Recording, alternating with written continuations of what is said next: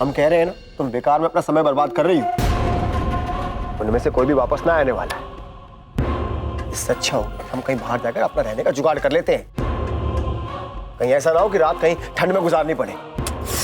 ओफो, अरे आप भी ना, अरे घर वालों को बोलते हो, पर आप भी कोई कम दुश्मन थोड़ी ना हो खुद के। अरे कभी तो अपने लिए अच्छा सोचा करो। देख लेना, वो ठिंगी ना ले आएगी घर वालों को वापस। हाँ, अरे सड़क पे नहीं, इसी महल में गुजरेंगी हमारी रातें अब। हाँ,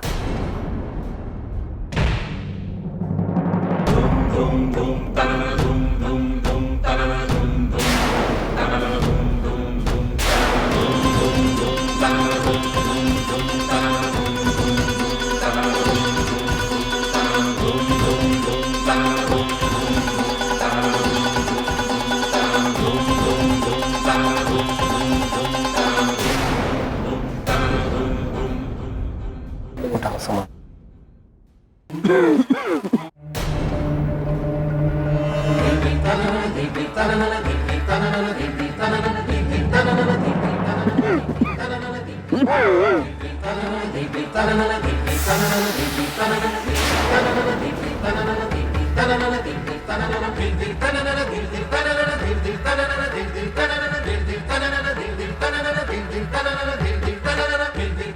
आइए भाऊजी।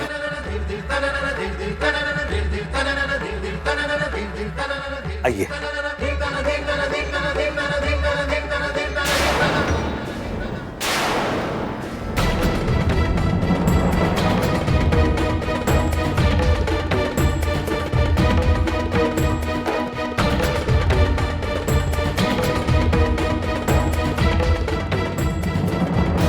बाबूजी को कमरे में ले जाइए। चलिए बाबूजी आराम कर लीजिए। आइए।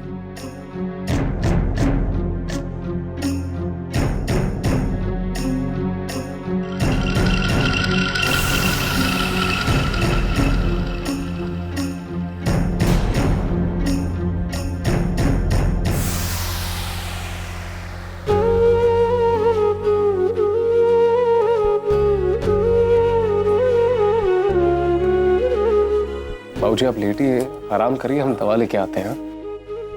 काफी राहत मिलेगी आपको उससे। हाँ?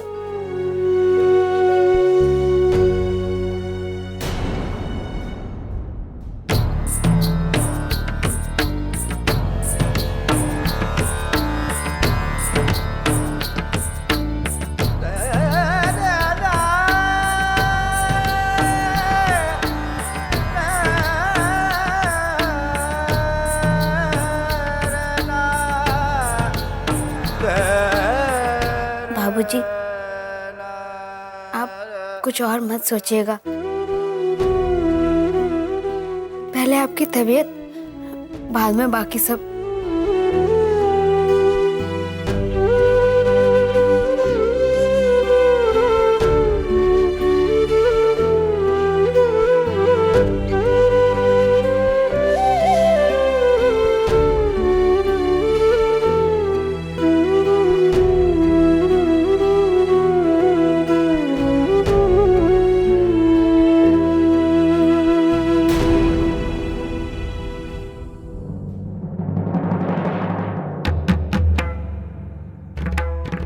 माँ, भारती,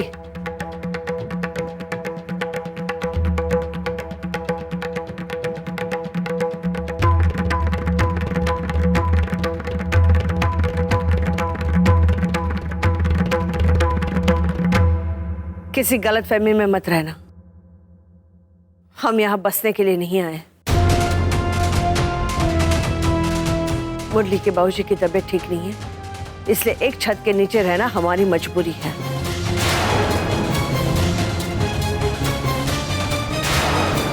तुमने हमारे साथ जो कुछ भी किया है उसे भूलकर मैं तुम्हें कभी माफ नहीं कर पाऊंगी। मैं समझूंगी हमारे परिवार पर तुम्हारा ये एहसान है।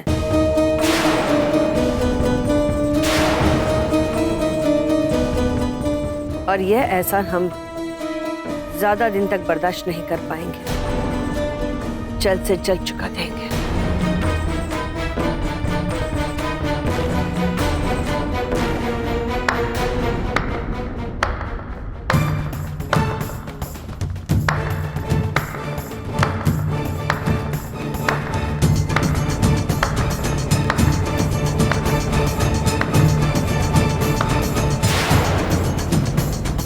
पापा,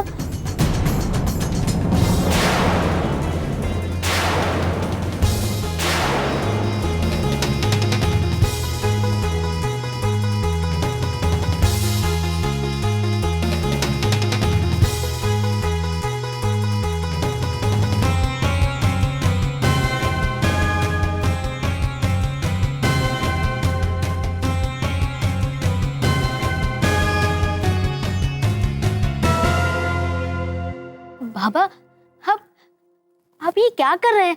अब क्या हुआ भारती? कल तो बड़ा दुख हुआ था ना तुम्हें, मुझसे नाराज भी हुई थी कि इन सब को मैंने घर से निकल जाने के लिए कहा।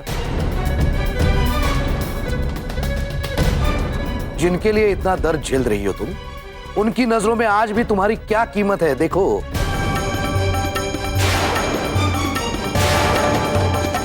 तुम तो इन्हें सड़क से उठाकर ले आई अपने घर पे, फिर भी तुम्हारा शुक्रगुजार होने के बजाय ये लोग आज भी तुम्हें नीचा दिखाने की कोशिश कर रहे हैं।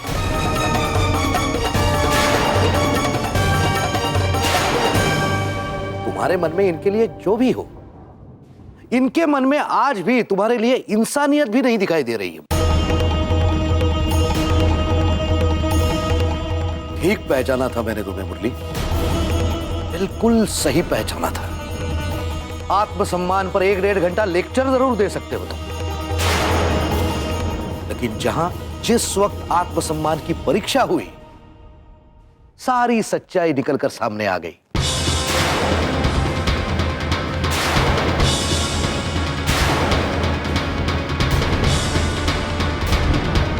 इंसान में जरा सी भी शर्म हो ना, तो इस तरह बेइज्जत होकर घर से निकाले जाने के बाद वो इंसान मुड़कर भी इस घर की तरफ ना देखे।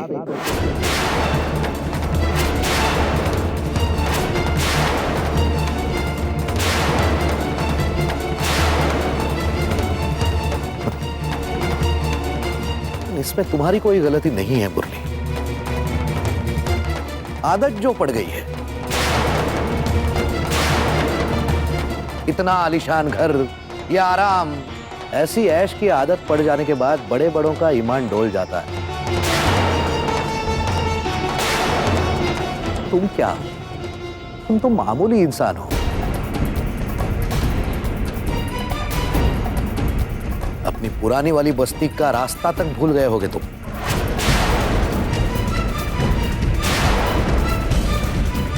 पापा, ये क्या कह रहे हैं आप? पापा, आप जानते नहीं हैं, इनका पुराना घर बिक चुका है।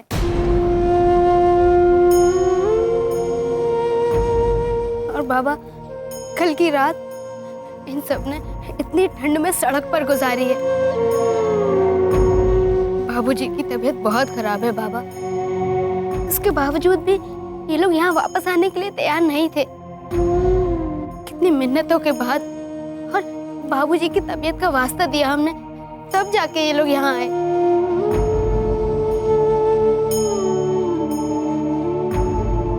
चलो, इनका अपना घर बिक गया था, पूरा आगरा तो नहीं बिका था, कहीं भी रह लेते।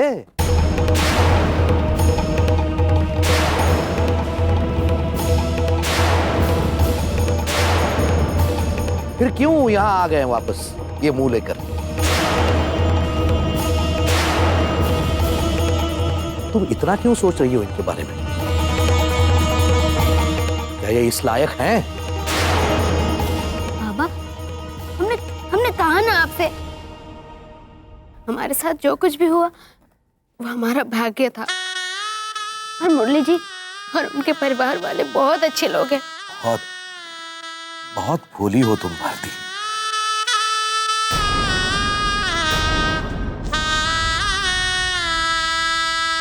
लेकिन मैंने दुनिया देखी है। तुमसे इन्होंने 2 बातें क्या ठीक से कर ली, इनके असली चेहरे पहचान नहीं पाई तुम।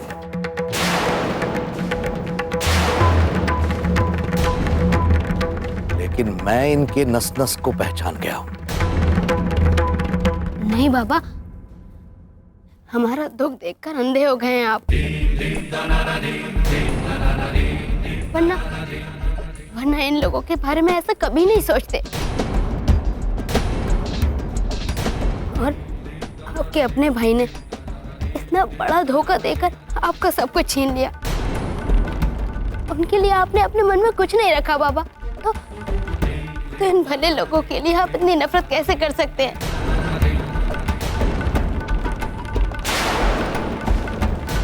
अपने घाव तो सह सकता हूं मैं बेटे,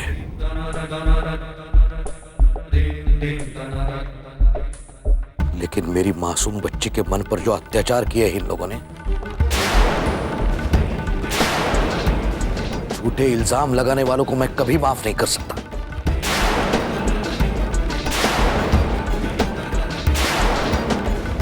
तुम्हारे लिए इनके मन में जितने पत्थर भरे हैं ना, उससे दुगना पत्थर हो गया है मेरा दिल इनके लिए।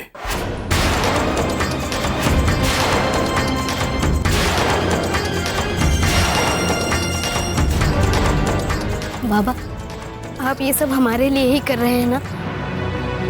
तो बाबा, हम चाहते हैं कि ये लोग यहाँ रहें।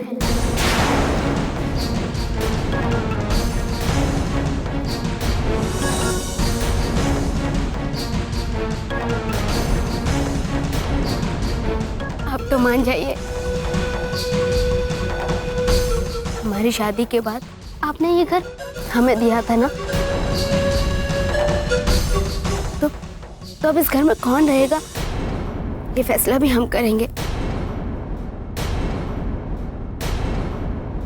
और बाबा, हमारा फैसला यही है कि मुरली जी और उनका परिवार जब तक चाहे यहाँ रह सकता है।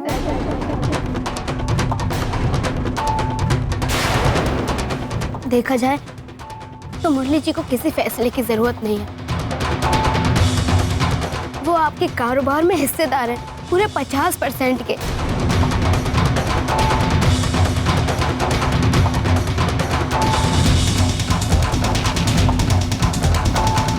और इस घर पे जितना आपका हक है, उतना ही हक मुरली जी का भी है।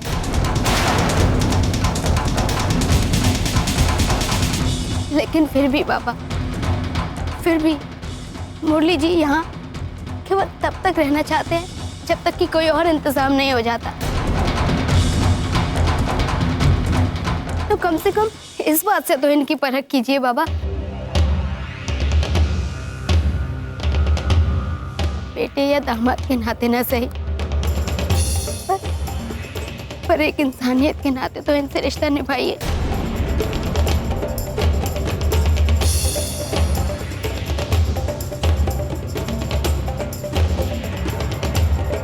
ठीक है, 50% का हक तो तुम्हारा बनता है मुरली।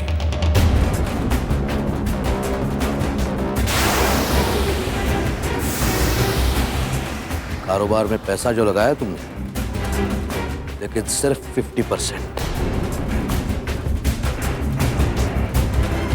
बाकी बचा 50% तो हमारा है।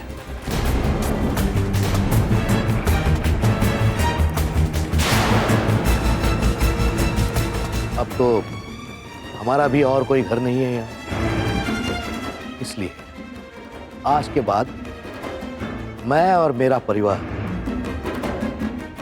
हम भी यहीं रहेंगे।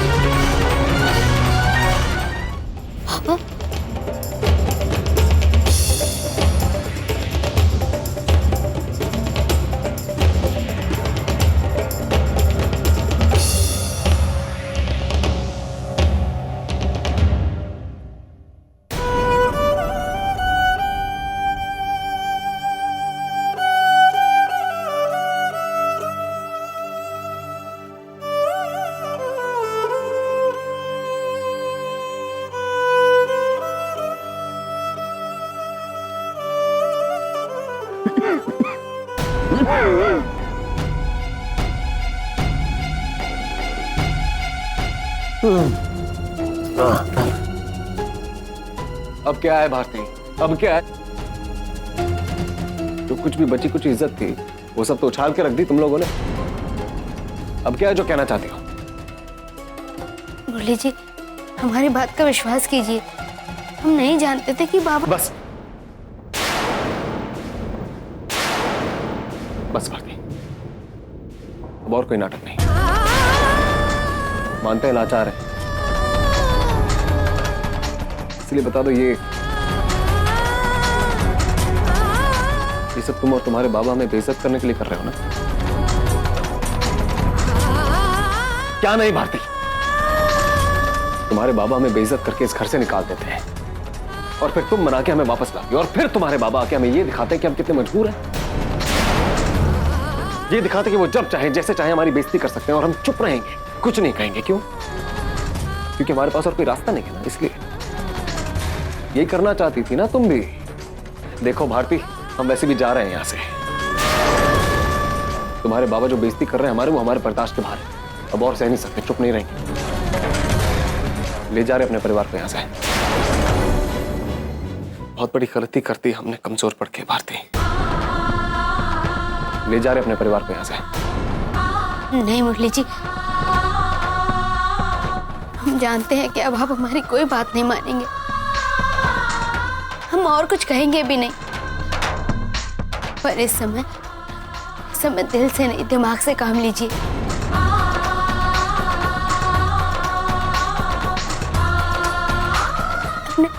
अपने बाबूजी की तरफ देखिए, हमें नहीं लगता कि वो बाहर की हवा सह पाएंगे। अगर उनकी हालत और बिगड़ गई तो दवा भी काम नहीं देगी।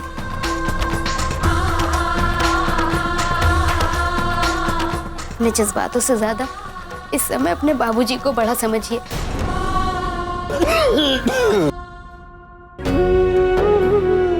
और भगवान न करे अगर उन्हें कुछ हो गया तो कुछ भी करके अपनी ये भूल कभी नहीं सुधार पाएंगे आप मुरली जी।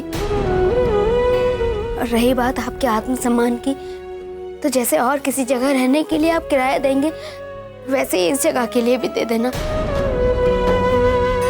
पर इस समय बाबूजी का ध्यान रखना जरूरी है।